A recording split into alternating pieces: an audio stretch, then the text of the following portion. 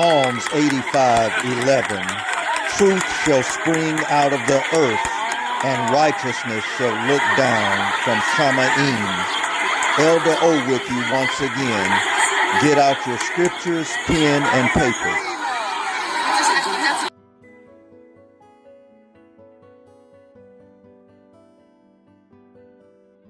You know that no one in the entire Bible ever got a marriage license? Pay attention, family. In our society today, we tend to define marriage as a ceremony in pursuit of a state marriage license. When you study the scriptures, you'll never find anywhere any indication of a marriage license or any involvement of government sanction of marriage. It's all cultural. And it's recent culture as well. In fact, it only became popular in the United States in the early 1900s. That's right. Which means that, for instance, your great-grandparents and all the first presidents of the United States, they all got married without a state marriage license. You see, the fact is that marriage and the family is a creation of God. It's not a creation of the state. God.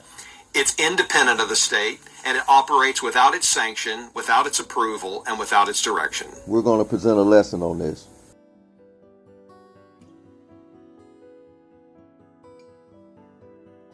Realize, because the church also had an interesting position that again violates most of our notions about traditional marriage. The church did not demand that marriage take place in a church or be blessed by a priest or anything like that. And in fact, through most of history, marriage was a relationship between families. It wasn't enforced by church or state. Not till 1754 did England require a license to get married. Well, an early pope said, maybe we should make the validity of a marriage dependent on it happening in church. But the tradition in the Roman Empire had been that if people lived together and thought they were married, then they were married. And if they lived together and thought they weren't married, then they weren't married. There was no legal or formal requirement. And so his advisors pointed out to them that if you made the validity of a marriage dependent on it having been contracted in church, the majority of Europeans would instantly end up illegitimate. So the church took the position that you were married. They would prefer it if you had banns and parental consent in a church marriage. But if you said that you would exchange words of consent out by the woodpile, no witnesses, no priest, then you were married.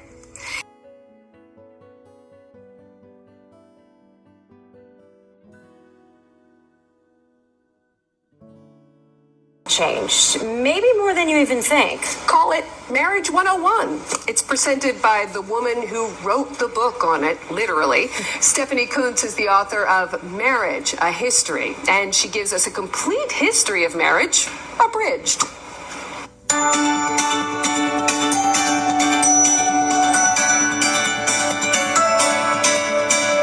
For most of history, the most preferred marriage form was not one man, one woman, but one man, many women. That was throughout the majority of cultures in the world, and it's the one most referred to in the first 5 books of the Bible.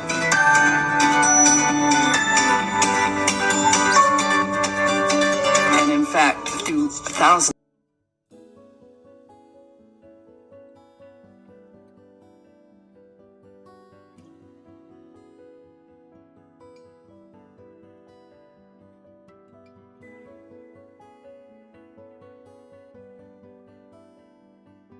And I've spent a lot of my life trying to get people to stop thinking that the dilemmas that we face in work-family policy stem from the collapse of the traditional male breadwinner family.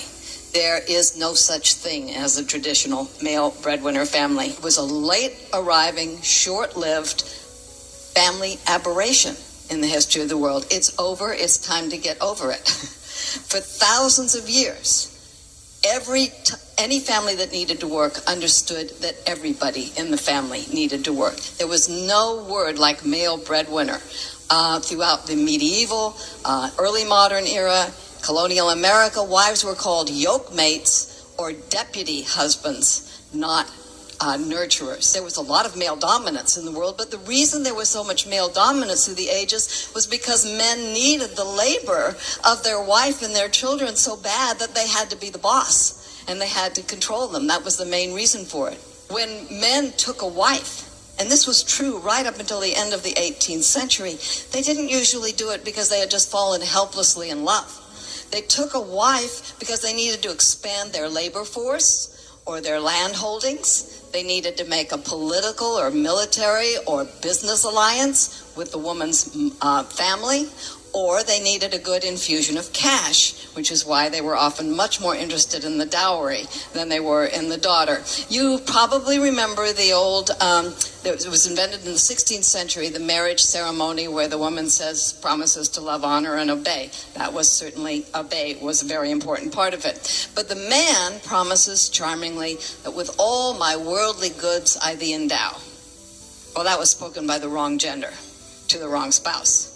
What happened through most of history and what happened until the 19th century was that when a woman married, everything she inherited, brought to the marriage, even her personal jewelry, and anything she earned within it belonged to the man.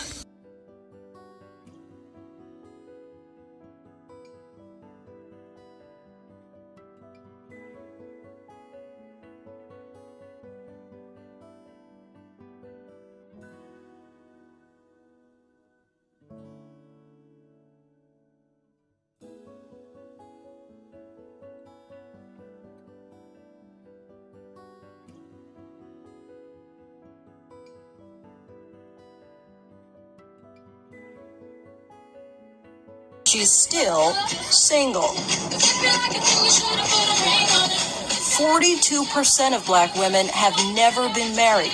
That's double the number of never married white women.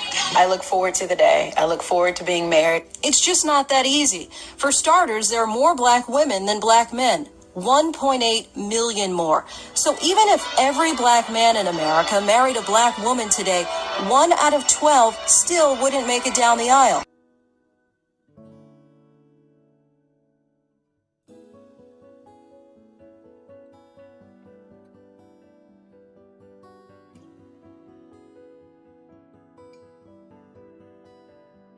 That we're only attracted to 20% of men. Okay, I can't change that. I can't change the fact that half of women by 2030, this is 6 years away, half of women are going to be single and childless. This was a study done by bankers, not people that have a political agenda.